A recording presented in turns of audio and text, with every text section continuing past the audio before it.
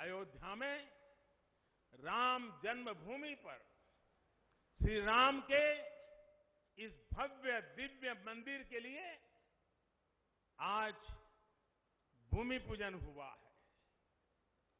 यहां आने से पहले मैंने हनुमानगढ़ी का दर्शन किया। राम के सब काम हनुमान ही तो करते हैं। राम के आदर्शों की कलयुग में रक्षा करने की जिम्मेदारी भी हनुमान जी की ही है। हनुमान जी के आशीर्वाद से श्री राम मंदिर भूमि पूजन का आयोजन शुरू हुआ है। साथियों, श्री राम का मंदिर हमारी संस्कृति का आधुनिक प्रतीक बनेगा। और मैं जानबूझकर के आधुनिक शब्द का प्रयोग कर रहा हूं। हमारी शाश्वत आस्था का प्रतीक बनेगा। हमारी राष्ट्रीय भावना का प्रतीक बनेगा। और ये मंदिर करोड़ों करोड़ लोगों की सामूहिक संकल्प शक्ति का भी प्रतीक बनेगा। ये मंदिर आने वाली पीढ़ियों को आस्था, श्रद्धा और संकल्प की प्रेरणा देता रहेगा। इस मंदिर के बनने के बाद अयोध्या की सिर्फ भव्यता ही नहीं बढ़ेगी, इस क्षेत्र का पूरा अर्थतंत्र भी बदल जाएगा। यहां हर क्षेत्र में नए अवसर बनेंगे। हर क्षेत्र में अवसर बढ़ेंगे। सोचिए, पूरी दुनिया से लोग यहां आएंगे। पूरी दुनिया प्रभु राम और माता जानकी का दर्शन करने आएगी। कितना कुछ बदल जाएगा यहां। साथियों, राम मंदिर के निर्माण की ये प्रक्रिया राष्ट्र को जोड़ने का उपक्रम है। ये महोत्सव है विश्वास को विद्यमान से जोड़ने का, नर को नारायण से जोड़ने का, लोक को आस्था से जोड़ने का, वर्तमान को अतीत से जोड़ने का और स्व को संस्कार से जोड़ने का। आज के इस ऐतिहासिक पल युगों युगों तक, दिग दिगंत तक भारत की कीर्ति पताका फहराते रहेंगे। आज का ये दिन करोड़ों राम भक्तों के संकल्प की सत्यता का प्रमाण है।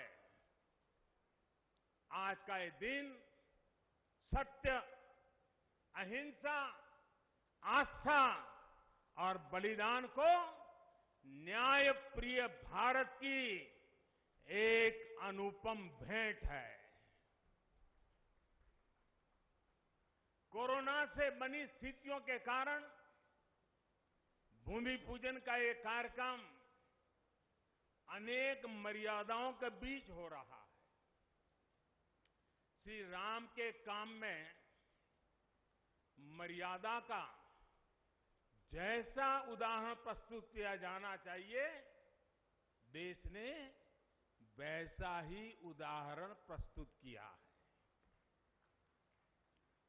इसी मर्यादा का अनुभव हमने तब भी किया था जब माननीय सर्वोच्च न्यायालय ने अपना ऐतिहासिक फैसला सुनाया था। हमने तब भी देखा था कि कैसे सभी देशवासियों ने शांति के साथ सभी की भावनाओं का ध्यान रखते हुए व्यवहार किया था। आज भी हम हर तरफ वही मर्यादा देख रहे हैं। साथियों, इस मंदिर के साथ सिर्फ नया इतिहास ही नहीं रचा जा रहा, बल्कि इतिहास खुद को दोहरा भी रहा है। जिस तरह गिलहरी से लेकर वानर और केवट से लेकर वनवासी बंधुओं को भगवान राम के विजय का माध्यम बनने का सौभाग्य मिला, जिस तरह छोटे छोटे ग्वालों ने भगवान श्री कृष्ण द्वारा गोवर्धन पर्वत उठाने में बड़ी भूमिका निभाई, जिस तरह मावड़े छत्रपति वीर शिवाजी की स्वराज स्थापना के निमित्त बने, जिस तरह गरीब पिछड़े विदेशी आक्रांताओं के साथ लड़ाई में महाराजा सुहेल देव के संबल बने, जिस तरह दलितों, पिछड़ों, आदिवासियों, समाज के हर वर्ग ने आजादी की लड़ाई में गांधी जी को सहयोग दिया, उसी तरह आज देश भर के लोगों के सहयोग से राम मंदिर निर्माण का ये पुण्य कार्य प्रारंभ हुआ है। हम जानते हैं, जैसे पत्थरों पर श्री राम लिखकर राम सेतु बनाया गया, वैसे ही घर घर से, गांव गांव से श्रद्धापूर्वक पूजी शिलाएं यहां ऊर्जा का स्रोत बन गई है। देश भर के धामों और मंदिरों से लाई गई मिट्टी और नदियों का पवित्र जल वहां के लोगों की, वहां की संस्कृति और वहां की भावनाएं आज यहां की एक अमोघ शक्ति बन गई है। वाकई ये न भूतो न भविष्यति है।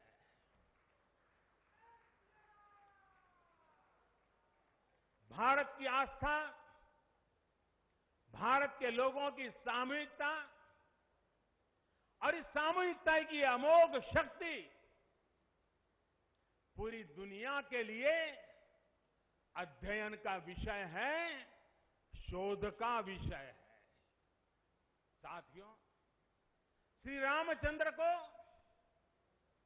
तेज में सूर्य के समान, क्षमा में पृथ्वी के तुल्य, बुद्धि में बृहस्पति के सदस्य और यश में इंद्र के समान माना गया है। श्री राम का चरित्र सबसे अधिक जिस केंद्र बिंदु पर घूमता है वो है सत्य पर अड़िग रहना। इसलिए ही श्री राम संपूर्ण है, इसलिए ही वो हजारों वर्षों से भारत के लिए प्रकाश